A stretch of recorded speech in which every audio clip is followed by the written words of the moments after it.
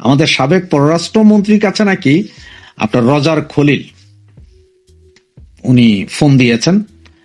তো ফোনটা কেন দিয়েছেন এটা নিয়ে হঠাৎ করে যখন ফেসবুকে একটা ছোট্ট দিলাম যে রজার খলিল মোমেন সাহেবকে ফোন দিয়ে, অনেক বুদ্ধিজীবী ঝাঁপাইয়া পড়ছেন, ভাই এটা গোপন কথা, ওই কথা সেই কথা।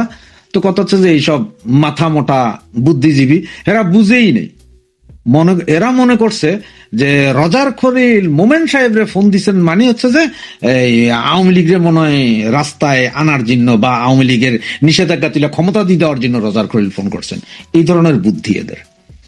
মূলত এটা ব্রেক করেছেন একজন ভারতীয় সাংবাদিক, এবং উনি যা বলেছেন এগুলোর বিষয়ে আলোচনা করব, এবং কিন্তু কেন ফোন দিতে পারেন সেই বিষয়টা আপনাদেরকে একটু জানাই আমি। এটা হচ্ছে যে আপনারা যারা পেপার পত্রিকা পড়েন বা নিউজগুলো দেখেন তারা সকলেই জানেন যে জাতিসংঘের সাধারণ পরিষদের 81তম অধিবেশনে সভাপতি পদে বাংলাদেশের প্রার্থী, বাংলাদেশ হচ্ছে যে 81তম অধিবেশনের সভাপতি হবে, মানে 193টা দেশের যে হয় জাতিসংঘের, এটার সভাপতি পদে পদপ্রার্থী। সুতরাং এই পদপ্রার্থী যখন হইছেন তখন এখানে বাংলাদেশের পক্ষ থেকে পদপ্রার্থী হলে সেখানে প্রেসিডেন্ট যদি নির্বাচিত হন, বাংলাদেশ বা স্থায়ী পরিষদের মেম্বার হন কোনো কিছু একটা, সেটাতে সব দেশের সমর্থন লাগবে। মিনিমাম ভোটাভুটি হইলে আপনার ধরেন 60-70% ভোট লাগবে, সেই ভোটে যায় হইতে পারে। তো এইটা হইতে গেলে এখন বাংলাদেশ তো চেষ্টা করতেছে গত 2 মাস ধরে, তারেক জিয়া আসার পর থেকে এটা প্রচন্ড চেষ্টা চলতেছে, মানে ফেব্রুয়ারি মাস থেকে চেষ্টা চলতেছে রজার খলিল জাতিসংঘের এই 81তম অধিবেশনে সভাপতি পদটা যাতে পায়, এতে বাংলাদেশের সম্মান উজ্জ্বল হয়। এখন এইটাতে এরা তদবির করে অলরেডি ওনারা একটা কথা বলেছেন খলিল তারা, যে ওআইসি ভুক্ত দেশ যেগুলো আছে এর মধ্যে সৌদি আরব এবং বাহরাইন, আরব আমিরাত, 3-4টা দেশ নাকি ওনাদেরকে কনফার্ম করছে যে ওনাদের পক্ষে মানে বাংলাদেশের পক্ষে ওরা থাকবে এবং বাংলাদেশের পক্ষে ওরা ভোট দিবে। এখন এই যখন অবস্থা, এরই ভিতরে করলো কি আপনার আওয়ামী লীগ, যে আওয়ামী লীগ বলতে আমি ইউএস আওয়ামী লীগ এবং ইউএসএ ওখানে যারা মুক্তিযুদ্ধের সপক্ষের লোকজন, এরা সবাই মিলে একটা ফাইল রেডি করলো।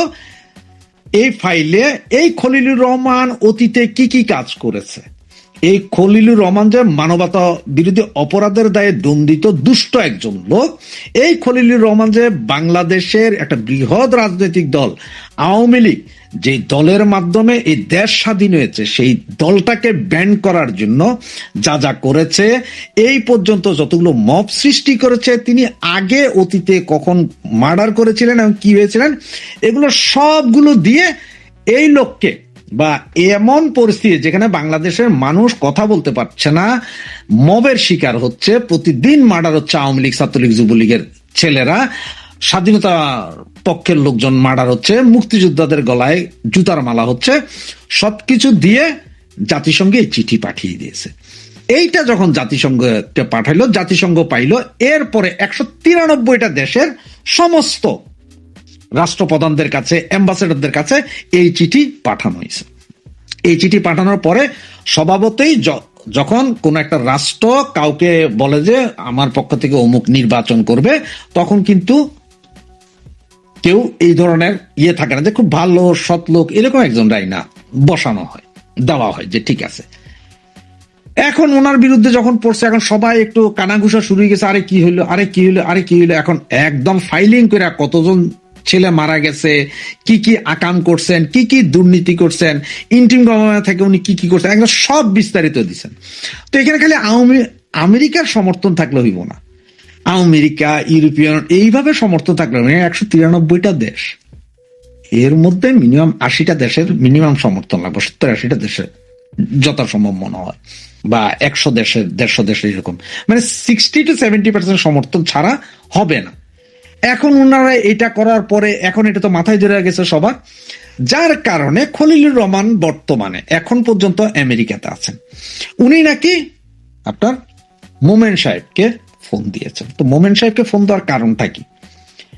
মোমেন সাহেবকে ফোন দিতেই পারেন, কারণ মোমেন সাহেবের কিছু রিলেশন অবশ্যই আপনার এই খলিল ভাইয়ের লোকজনের সাথে আছেন, তো এদের কারণে ফোন দিতে পারেন মোমেন সাহেবকে, অথবা লামিয়া মোর্শেদের কারণেও ফোন দিতে পারেন, কারণ লামিয়া মোর্শেদের সাথে ভালো সম্পর্ক মোমেন সাহেবের, সেই হিসাবে ফোন দিতে পারেন। এখন ফোন দিয়ে নাকি ওনার যে কথাটা ছিল, সে কথাটা ছিল যে আপনারা প্লিজ দয়া করে আমাদের দিকে তাকে, বাংলাদেশের দিকে তাকে এই চিঠিটা তুলে নেন, কারণ হচ্ছে যে আপনাদের এই চিঠির কারণে অনেক দেশই এখন আমাদেরকে ভোট দিতে নারাজ হবে, আর এটা যদি হয়ে যায় তাহলে আমরা আর পারবো না। সুতরাং উনি খুব রিকোয়েস্ট করছেন। তখন মোমেন সাহেব নাকি বললেন যে ভাই আমারে বলে তো লাভ নাই, এইটা আপনারে বলতে হবে কারে, এটা আপনারা বলতে হবে ইউএস আওয়ামী লীগকে। ইউএস আওয়ামী লীগের 88 জন মেম্বার আছে, প্রত্যেককে আপনি ফোন করে রিকোয়েস্ট করতে পারেন, যদি ওনারা তুলে নেয় তাইলে তুলে নিতে পারবো। এটা তো আমের তোলার কিছু নাই, কারণ আমি তো কিছু না, মোমেন সাহেব তো সাবেক পররাষ্ট্রমন্ত্রী, উনি তো কিছু না। এটা তো আওয়ামী লীগের পক্ষ থেকে, ইউএস আওয়ামী লীগের পক্ষ থেকে এই চিঠি দিয়েছেন এটা। এবং উনি নাকি এটাও বলেছেন যে দেখেন এইটার সিদ্ধান্ত, এটা তুলবে তুলবে না, থাকবে থাকবে না, এটা তো নেত্রী সিদ্ধান্ত নিবে। আওয়ামী লীগের সভানেত্রী জননেত্রী শেখ হাসিনার সিদ্ধান্ত নেবে, ওনার বাইরে তো কেউ কিছু করতে পারবে না। এখন কথা হচ্ছে যে উনি এই ফোনটা দিচ্ছেন। দেখেন এই বিএনপি এর আগে ক্ষমতায় আসার আগে আওয়ামী লীগের হেন কোনো নেতা নাই যাদেরকে ফোন দেয় নাই, এমন কোন নেতা নাই, কর্মী নাই যাদের বলে নাই যে আমরা জিতান আমাদের এইবার, আমরা আপনাদের সব করব। যে ধরাটা আওয়ামী লীগ অলরেডি একবার খাইছে, যে ওরা ক্ষমতায় এসে কিন্তু দেখাইছে খেলা। এখন কথা হচ্ছে যে এখন আপনার খলিলকে এই জায়গায় জিতাইতে বা বাংলাদেশ জিতুক এটা করতে যাইয়া, যে আপনি খলিল সাহেব, আপনার দুর্নীতিপরায়ণ লোক, আপনারে জিতানোর জন্য বিএনপির হেল্প করতে যাইয়া আমাদের ব্যান্ড করে রাখছেন। তা আমাদের ব্যান্ড তোলেন, গিভ অ্যান্ড টেকের বিষয় আছে, গিভ অ্যান্ড টেক, যদি গিভ অ্যান্ড টেক না থাকে তাহলে তো হবে না। কারণ হচ্ছে আপনি প্রতিবার আমাদের সাথে খেলবেন আর আমরা আপনার কথায় ওই লেবন চুস দিলেন আর আমরা চুষতে চুষতে চলে গেলাম, সেটা তো হবে না। তো এ হচ্ছে যে মূল কাহিনী। মূল কাহিনী হচ্ছে জাতিসংঘের 81তম অধিবেশনের ওনারা প্রেসিডেন্ট পদপ্রার্থী, সেইটা যাতে রক্ষা হয় তার কারণেই ওনারা এখন ফোনালাপ যে এটা তুলে নেন, কিন্তু এইটার ওনারা যে তুলে নেওয়ার অনুরোধ জানাইছে, তো এটা কেউ ভাইবেন না যে এটা অনুরোধ জানাইছে মানে এমন যে আওয়ামী লীগের কালকে, না না না না, এটা বিএনপি এর বিশ্বাস করার নাই। যদি হ্যাঁ এটা করতে পারে, এখন যদি ওরা আমাদের সবকিছু তুলে নেয়, আমাদের ওই যে লাখ লাখ নেতাকর্মীকে ছেড়ে দেয়, যাদেরকে অবৈধভাবে বিভিন্ন মামলায় আটক করে রাখছে, এগুলো যদি ছেড়ে দেয় তাইলে একটা কথা হইতে পারে।